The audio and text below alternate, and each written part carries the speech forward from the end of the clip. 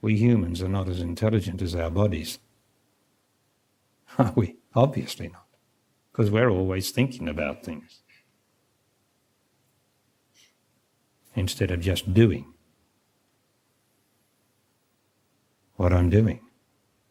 I've got to use the word I here because the human language has evolved, has become to such an extent that we have to talk in terms of the personal pronoun, I.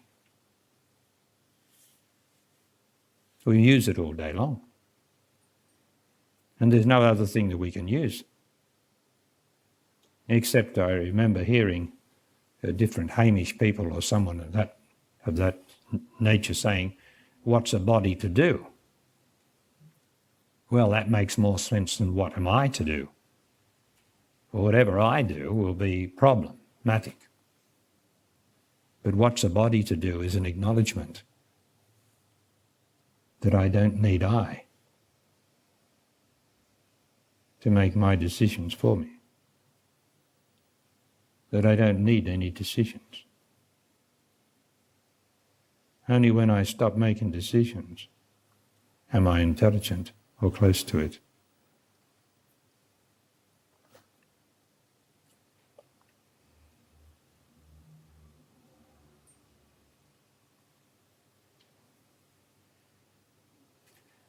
So your body is the only truth. In your whole psychonomy, your body is the only truth. If I can only be the intelligence in my body, or approximate it, or get close to it, then I will not be unhappy. How do I do this? Well, clearly I have to give up all my thinking, all my decisions, all my choosing. I have to not put up with troublesome situations unless I intelligently know something. That this situation that is bothering you now was self-made. Every problem in your life now, you made, self-made. And it is the law of consequences that what you have done, what you have said, what you have thought is going to have consequences that will have to be addressed in time in your living life and mine. That's how it works. You cannot escape the consequences of your word, thought, or action. Of course, the thoughts we think we can get away with because the consequences of them are not clear to us. But then we wonder why I'm confused. We wonder why I can't stop thinking. It's because the consequences of thought are worry. Clear? If you want to think,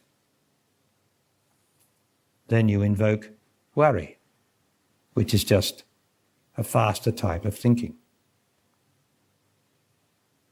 over which you have no control. Is that true? Yes, that's true. For when you are worried, and you keep thinking about this matter that's worrying you, all you can say is, I don't want to think anymore. I want to stop it. I'm going to stop it now. Boom. And of course you can't stop it, because that's the consequences of your thinking. Now, are you hearing me? Thought, word, and deed all have consequences in every single one of our lives.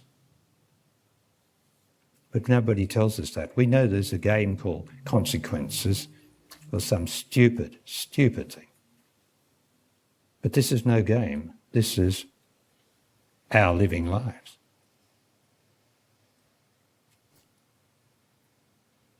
And I'll have to use the word I here until we can get rid of that later. I and that body have to start seeing that everything problem that I'm facing, whether it's in my job, in my love life, with my children, my home, or anywhere,